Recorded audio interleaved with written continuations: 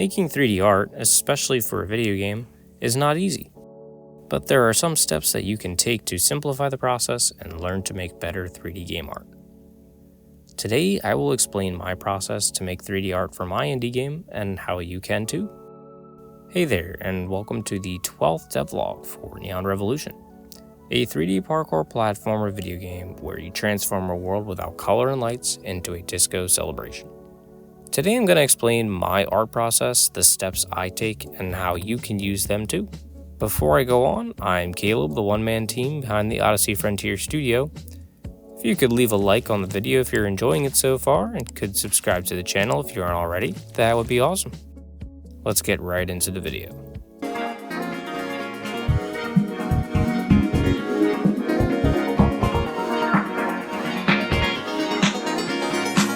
So my last devlog was also about art in Neon Revolution, but focused more on being an update and comparison between new and old, rather than how I did it. So today, I wanted to elaborate on how I actually changed the art and the process that I take for doing that. So moving on to that process, the very first thing I do is lay out the level with basic white shapes, called whiteboxing. This is where I create and arrange the basic shapes of obstacles, enemies, or items in the game using primitive shapes and basic colors. This does a few things. It establishes the layout of the level, helps me adjust the size and scale to fit together, and helps me to know if I should add colliders or gravity to different objects. I can use the scale of these objects to make a scale model in 3D modeling software, which I'll discuss how I do that in a little bit. So after the shape is decided, I look up some reference images online to see if I can get inspiration for what that object looks like in real life and what I want it to look like as a video game adaptation. These references make the drawing steps so much easier. I can just leave a Google photo search open while drawing my sketches. Since my game is in 3D, I draw 3D objects, but this will work well in a 2D game too. Also, when drawing for 3D, you can create multiple angle drawings to know what the different sides look like. For example, have a front view, a side view, a left-hand view, and a right side view. I normally just draw one angle though and label different materials with arrows. You don't really need to think too much about this step. It just needs to be something you can look at later on and say, yeah, I know what I wanted to make with that. From here is the big step of actually modeling the object.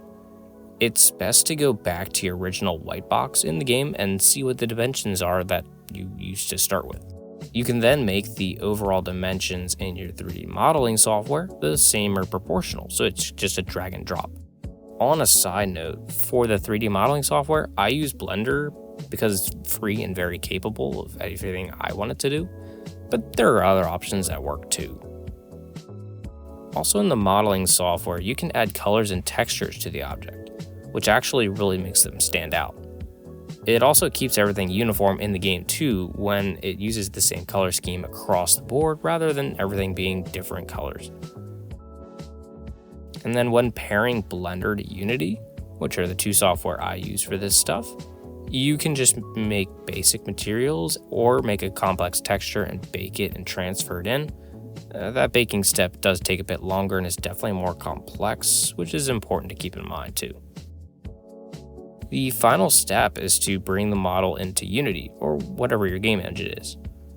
Just getting the file in is pretty easy, as most engines have support for 3D files built in, and you can just save it to your game files. Once in Unity, I have to arrange it, add colliders so the player doesn't go right through the object, and I also add a rigid body, which gives the object gravity, and adjusts its weight and mass, which is cool as well. Finally, I add any animations, like maybe a slow up and down movement for a hovering object, or side to side, again for a hovering animation like an idle animation. And that's really it for my steps. It might sound complicated, but the process is very doable. I just made sure to go over all the different steps that I go through in that process today, so that's why it's in a lot more detail. And for the future, I'm still working on updating all the art in Neon Revolution, which does take a while to complete fully because of how complex it is and how everything is tied together. I'm aiming to have my game done by the end of the year, so be on the lookout for that. I'll be giving constant updates through my YouTube channel, as well as my other social media, which is accessible in the description below. Well, I hope that you got something out of this video today. If you did, I would really appreciate it if you would like the video and possibly subscribe. Please put any comments or questions you have in the comment section below. In the meantime, if you find this art stuff interesting and want to see more before and after shots of art in my game, check out the other devlog I made recently about my new art in Neon Revolution by clicking here. And if you're thinking about starting your own game development journey, I also discuss the pros and cons of doing it alone or on a team in this video right here. Thank you for watching.